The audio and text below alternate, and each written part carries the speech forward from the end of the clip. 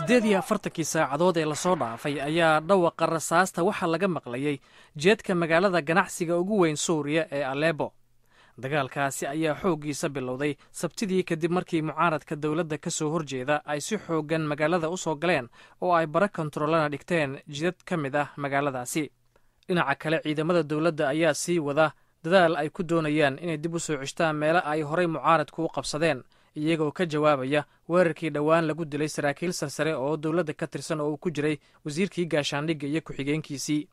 keliya ma aha magaalada Aleppo ee meelo kale oo badan oo Suuriya ka mid ah ayuu dagaalku ka socdaa, sida xaafado ka mid ah caasimadda dalkaasi ee Dimashq oo mararka qaar duqayn laga maqlayay. Allahu akbar, Allahu akbar. VOAda ayaa xalay la hadashay Saynab Cumar Macalin oo degan xaafad ka mid ah magaalada Dimashq oo ah meel uu dagaalku ku soo dhowaanayo. nin da ah oo stroke ku dhacay isla markaana aan socon karin, waxa kale oo guriga la jooga laba dumar oo kale. Waxay ka waramaysaa cabsida haysa iyo xaaladda ay ku sugan yihiin. xaaladda wala hadda madfaca dhacay saraayaanu ku dhacay. ilaa ma arkin saraaya la dhaho wax weyn aa dhacay marka waxa dhaxaansha la firdhi dalka laga baxa la dhahay. aniga ma arkin laakiin waraaqa la soo daali wadanka ka baxa la dhahay. waa tii kalan hadda madfac weyn aa dhacay saraaya ku dhacay. anakan waa maqleen dhagahan ku dhacay.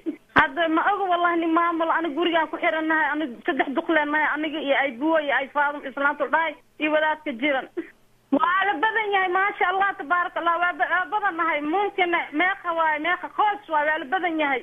sidii ku dhacday Soomaali qaxooti ku ahayd dalka Liibiya xilligii uu dagaalka ka socday ayaa waxa Soomaalida ku dhaqan dalka Suuriya ay ka baqanayaan in shacabka dalkaasi ee dagaaladu ay la soo gudboonaadeen ay cara kala duldhacaan ama dagaalada socda ay ku dhex godoomaan oo noloshoodii ay ciriiri gasho.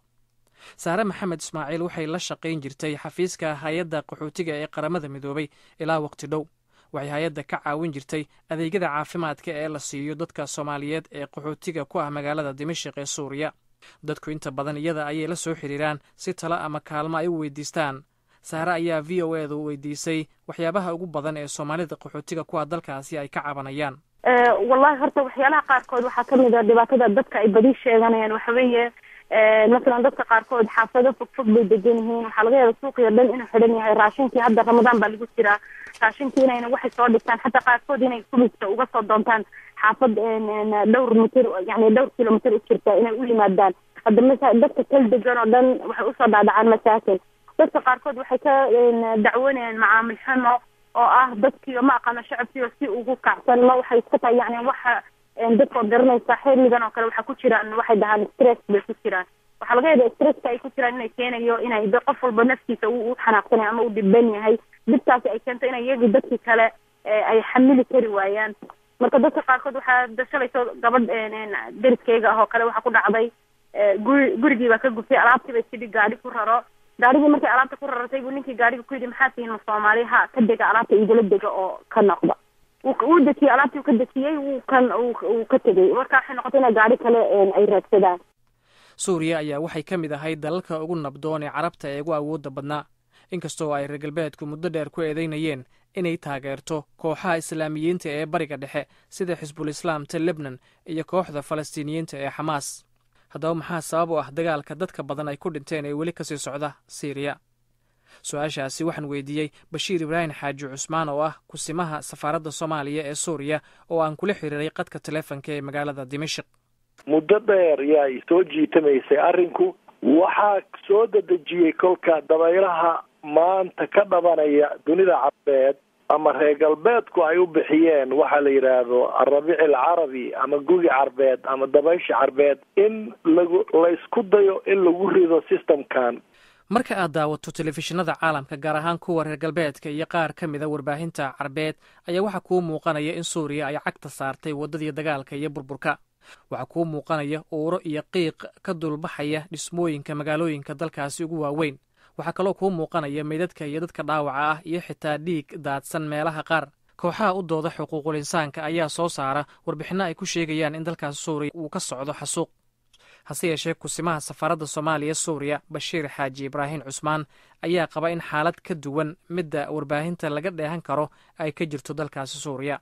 waad og tahay maanta dagaalka suuriya ka socda ma ku eka mid military ama mid mucaarad keliya ah waxaa weheliya oo barbar socda mid saxaafadeed sida xaqiiqda ay u tahay inaanay u sheegin xaqiiqda dhabta ah waxa weeye markaan runta kuu sheego bil ramadaan baan ku jiraa ilaah baan ka baqayaa maanta saacaddan aan kula hadlayo waxaan kuu xaqiijinhayaa anoo ah diblomaasi soomaaliyeed oo rugo cadaan oo halkan jooga inay dawladda gacanta ku hayso kooxaha mucaaradku way soo galeen magaalada maalna wayta waxbay ka tuurtuureen daliilna waxaa ku ah aniga oo dal matalayo iyo xafiiskayga fadhiya oo bad qaba oo alxamdulilahi rabbilcaalamiin ciidankii iwaardiyeynayana oo ay dawladda ii soo dirteen oo laba askari aan ay ii taagan yihiin banaanka safaarad kastana waa saas marka laga soo tago dhibaatada colaadeed ee suuriya ka taagan haddana siyaasad ahaan arrinta suuriya waxay awoodaha dunida ka dhex dhalisay ismaandhaaf weyn dalalka shiinaha iyo ruushka ayaa qaba in xaaladda suuriya aan lagu xallin faragelin iyo awood militari maraykanka reer yurub iyo dalalka xulafada lah oo ay ku jiraan dalal carbeed waxay u arkaan in colaadda suuriya aan la daawan oo waddo kasta loo maro si meesha looga saaro xukuumadda bashaar al asad colaadda suuriya oo hadda socoto ku dhowaad 2 sannadood ayaa waxaa kaloo werwer ka qaba israa'il oo cabsi ka qabta in hubka dowladda suuriya ee culus uu gacanta u galo kooxaha islaamiyiinta sida xisbullahda uu hogaamiyo sheekh xasan nasrallah oo kale